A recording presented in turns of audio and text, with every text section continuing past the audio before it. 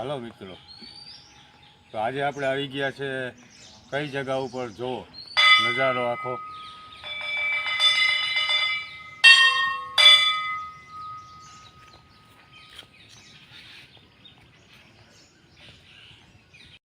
તો કોઈ વિચારે નહીં. કુતિયાણામાં બધા એમ કહેતા હોય છે કે ક્યાં કઈ જગ્યા એવી આવી છે કે જ્યાં આપણે બેસી શકીએ, રવિવાર હોય તો આપણે ત્યાં જઈએ, મોજ મજા કરીએ, કયું લોકેશન સારું છે. તો કુતિયાણામાં ઘણી એવી બધી જગ્યા છે, જેમાં એક જગ્યા છે આપણી ખાખી મઢી.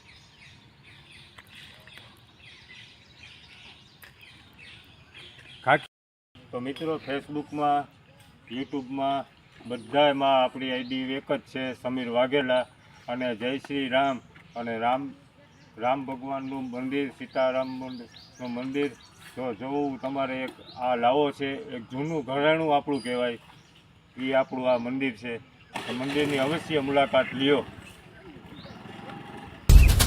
તો જો આ છે ખાખી મંદિર કુતિયાણા, બરોબર. હવે આ મંદિર કેટલું પુરાણું હતું, કેટલું જૂનું છે, ક્યારે સ્થાપના થઈ, શું હતું, આ મંદિરના કેટલા પૂજારી બદલી ગયા, એ બધું આપણે અત્યારે હવે બાપુ છે આયા, એ બાપુને પૂછશું. જો અહીંથી કેવા વ્યૂ આવે છે, કેવી મજા આવે જોવાની, બેસવાની. એવું નથી કે કુતિયાણામાં કાંઈ નથી, કુતિયાણામાં જે છે એવું ક્યાંય નથી. કુતિયાણાની અંદર આવી જૂની પરંપરાગત આવી નદી, આવું વ્યૂ, આવી વસ્તુ, આ નદીનો નજારો જુઓ. અહીંથી અહીંયા બેઠા હોય તમે, અહીંયા જુઓ તમે બેઠા હોય તો કેવી જોવાની મજા આવે. સાંજના સમયે આવો તમે, 5-6 વાગે આવો, 4 વાગે આવો, એવી મસ્ત બેસવાની મજા આવે. ને એવું સંગીત ચાલતું, ધીરું ધીરું ચાલતું હોય તો એમ તમને થાય કે નહીં તમે બેઠા. કોઈ જગ્યા આવી મંદિર ક્યાંય તમને જોવા નહીં મળે. આ મંદિર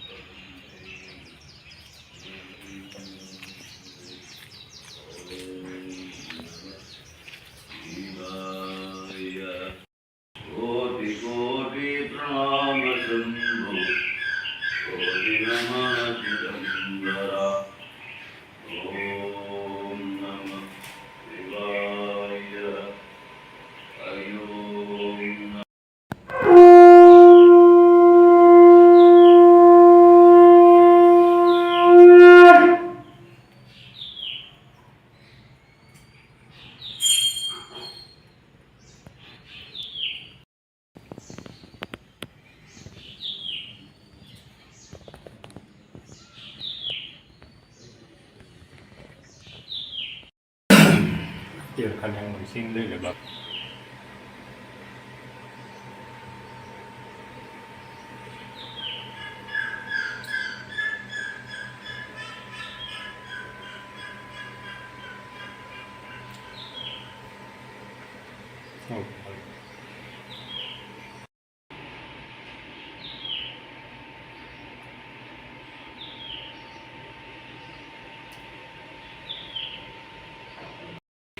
રાતે 2 વાગે જાને તો કન્યા પ્રસાદ મળે.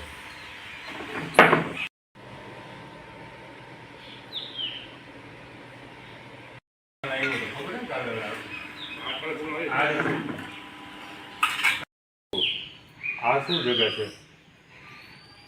જી છે એ બધું આ જ છે. હાથી માટીની અંદર જી છે ને એ બધું આ જ છે. ખાખી સાધુ થઈ ગયા મુનિ મહારાજ.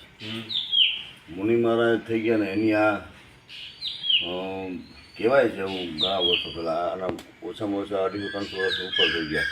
અને આ ભાદર નદી આવે છે ને, આ મુનિ મહારાજના હિસાબે જ મુનિ મહારાજ આમ ધક્કો માર્યો કે આ ભાદરથી આમ જગ્યા આવતી હતી. બરોબર. પાણી તાકાત એટલી હતી ત્યાં ધક્કો આમ મારી દીધું. એટલે આ જીવતા સમાધિ લીધેલી છે. હા, મુનિ મહારાજ. હા, મુનિ મહારાજે જીવતા સમાધિ લીધેલી છે 250-300 વર્ષ પહેલાં.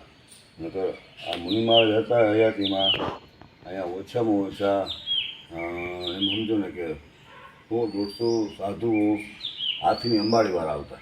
બરોબર. 100-150 હાથી. તો વિચાર કરો, ખાલી એટલો જ વિચાર કરો, જાજુ વિચાર નથી કરો. 100-150 હાથી બાંધવા માટે કેટલી જગ્યા છે? હા, તો આ મંદિરની અંદર કેટલી જગ્યા છે? કેવડી જગ્યા છે? હા, તો મેન જગ્યા આ મુનિમાં ખાખી સાધુ રામાનંદ સંપ્રદાયની અંદર ખાખી સાધુ થઈ ગયા. જો કે તમે ગમે પંથને તમે ઉખેવા જાઓ ને, હા. એના મૂળમાં રામાનંદ સંપ્રદાય પડ્યો હોય. બરોબર. એ 100%ની વાત છે. હમ. ગમે એ પંથ હોય, સંપ્રદાયો 4 જ છે આ દુનિયાની માલિકામાં. હા, બરોબર.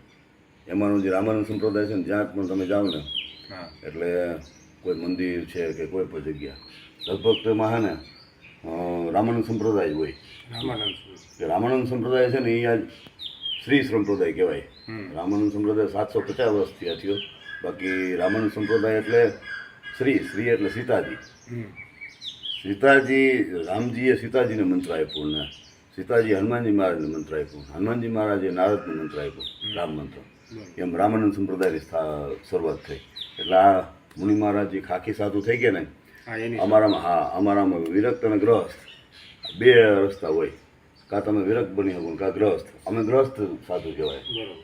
અને આ હતા એ વિરક્ત સાધુ. એટલે મૂળ ખાખી સાધુ મુનિ મહારાજની જગ્યા છે અને આ એની આ જીવતા સમાધિ છે. તો આનો ઇતિહાસ આખો હું કહી ન હું, હમ. કેમ કે એમાં પછી ઘણા બધા દુઃખ થાય. બરોબર.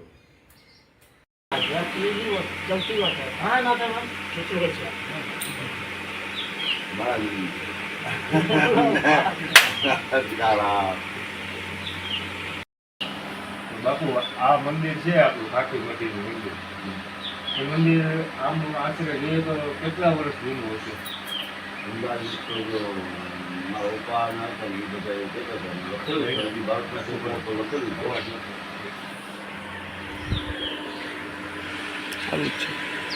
પપ્પા છેલ્લા એ સેવા પૂજા કરતા.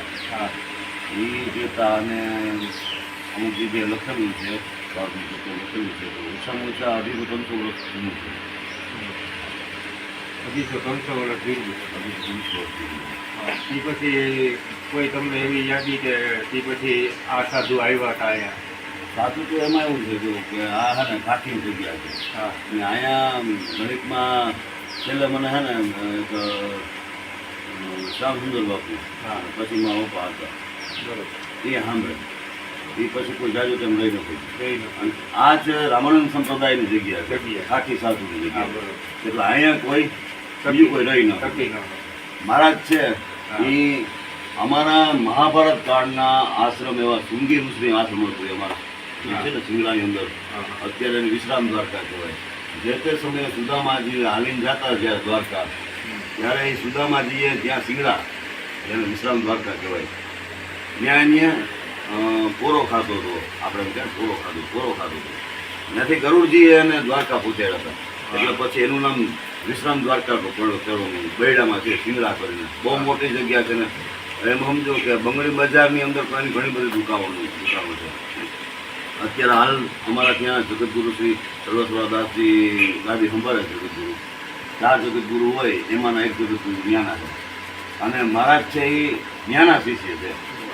અને તમને કદાચ ખ્યાલ નહીં હોય કે એ જગ્યા છે ને એ શૃંગી ઋષિના આશ્રમ એ પછી 750 વર્ષ પછી પહેલાં જગતગુરુ રામાનંદાચાર્ય ભારત ભ્રમણ કરતા મેં આવ્યા હતા. અને એની જગ્યાનો પાછોથી ગુણસ્થાન કે વિકાસ થઈ ગયો. અને સંસ્કૃત પાઠશાળા ભારતની અંદર ક્યાંય હોય ને તો પહેલી વહેલી મહારાજ શેષમત સિંગડા. અને નાના વિદ્યાર્થીઓ રામાનંદ સંપ્રદાયના વિદ્યાર્થી છે. એટલા અહીંયા અહીં આટલો ટાઈમ ટકી. અને અમને બધાને એમ થાય કે મુનિ મહારાજ પાછા આવ્યા હતા. હા, બરોબર. બાકી અહીંયા ટકું રહેવું અને અહીંનું બાકી આ જગ્યાની માલિકામાં એમ સમજો કે કોઈ એમ છે કે 100 વાર, કોઈ એમ કે 500 વાર, કોઈ એમ કે 800 વાર, ઘણી બધી જગ્યાઓ હતી. અત્યારે ભગવાન દયાથી જે આપણું છે એ જોવું જોઈએ.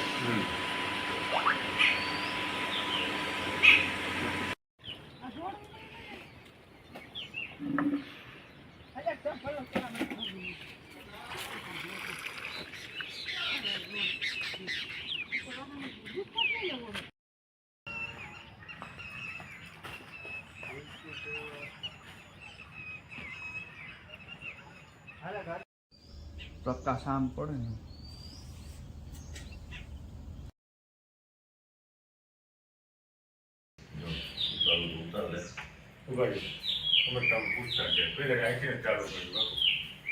મુનિમાળની સમાધિ રાતે 2 વાગે જાણે તો કન્યા પ્રસાદ મળે.